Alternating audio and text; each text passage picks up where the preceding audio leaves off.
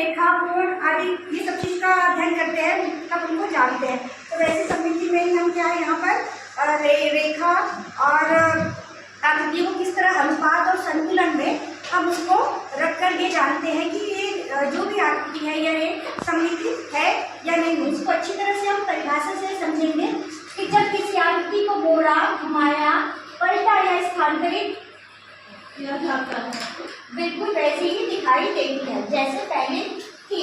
तो ऐसी आकृति को हम सममित कहते हैं या इसके गुण को सममिति कहते हैं। मतलब जब वो उस आकृति को जैसे कि मैं ये ले लेती हूँ, एक चित्र है ना, इसको मैंने क्या किया, इस तरह से एक आकृति मैंने लिया है और इसको जब मैंने खोला तो यहाँ पर देखिए एक ये तो दो भागों में इसको संतुलित भाग में दो बांट रही है ना।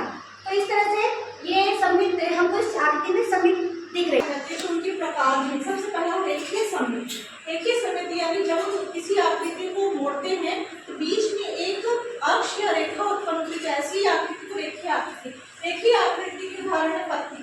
जब हम किसी पत्ती को फोल्ड करेंगे तो एक के ऊपर एक समान भागों में बटेंगी और दूसरे को ढक लेंगी। अगर तिथि जैसे खुले रहती है तो ऐसे खुले रहती है, बंद होती है तो उनके दोनों पंख खुले जाते हैं और जो बीच में उसकी वो बॉडी रहती है वो एक रेखा का काम करती है, रेखीय आकृति है।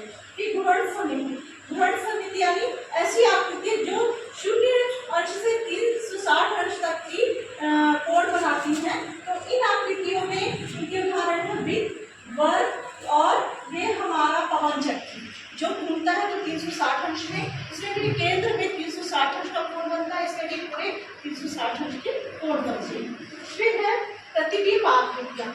ऐसी आकृतियाँ जिनको आईने के सामने हम जब रखते हैं तो मतलब जैसी है वैसी दिखती है। जैसे अल्फाबेट्स में भी है N, T, H यानी उनको रखेंगे तो उल्टे नहीं दिखेंगे, जैसे वैसे दिखेंगे। और हमारा फेस भी है जो हम देखते हैं वैसे ही हमको मिलता है।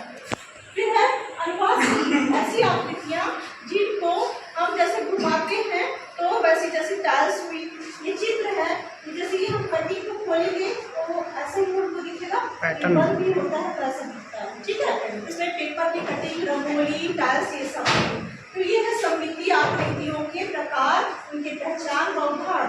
और बच्चे जब इन सभी आकृतियों के बारे में जान लेंगे तो उनको एक उत्सुकता पैदा होगी कि हम किस किस आकृतियों को बराबर फोल्ड कर सकते हैं, कितने फोल्ड में ये बटेंगे और ज़्यादा इनके अक्ष बनेंगे, क्या इनमें और रेखा पैदा होगी तो उनको छोटे छोटे भी करते जाएंगे, फिर खोलेंगे तो उनको डिजाइन भी प्राप्त होगा। ये हम